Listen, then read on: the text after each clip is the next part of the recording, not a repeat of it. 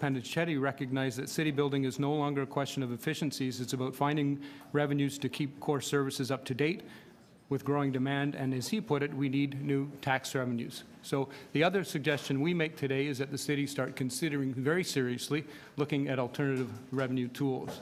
On that note, I'll have to ask you to wrap up. In fact, we'll just conclude there if we can. Okay. Thank you, Mr. McGuire. Are there questions of Mr. McGuire?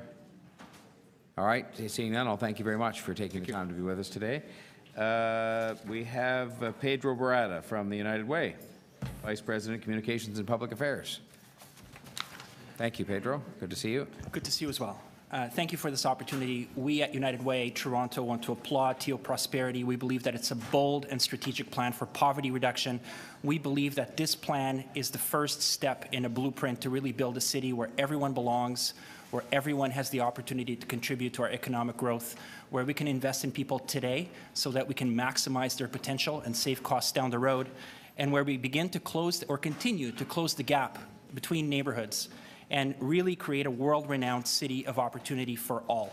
I want to acknowledge the mayor's leadership on this issue. During the election campaign, the mayor committed to making poverty reduction a priority, and within the first year of his mandate, we are here discussing a very important step forward, so kudos.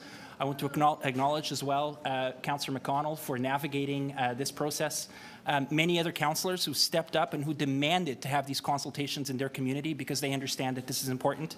And also a big shout out to staff who've put together a stellar package and have really modeled how to work with the community to build an inclusive conversation. What we've done between the city and communities like United Way working together has begun to build the kind of city that we really want to see. Community hubs, youth employment, community services, tower renewal. With this blueprint, we can now take that work to the next level. We can be more focused, we can be more integrated, and we can also have a more people-centered strategy. And I would really like to acknowledge this strategy for being developed in a very innovative way that counted on people with lived experience to actually lead the conversations. And I really want to acknowledge staff for working with the community to reach out to people with lived experience. Julie and Debbie are here from Women's Habitat today. You'll be hearing from them later.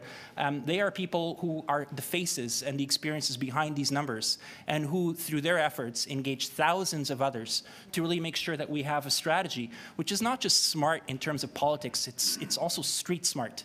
And whenever we have policies at the City of Toronto that are actually grounded in people's experience, we are ensuring that we can succeed. So our plea at United Way Toronto is that you certainly endorse this strategy, but as importantly, that we learn from the process of developing this strategy and that we apply more and more people-centered engagement processes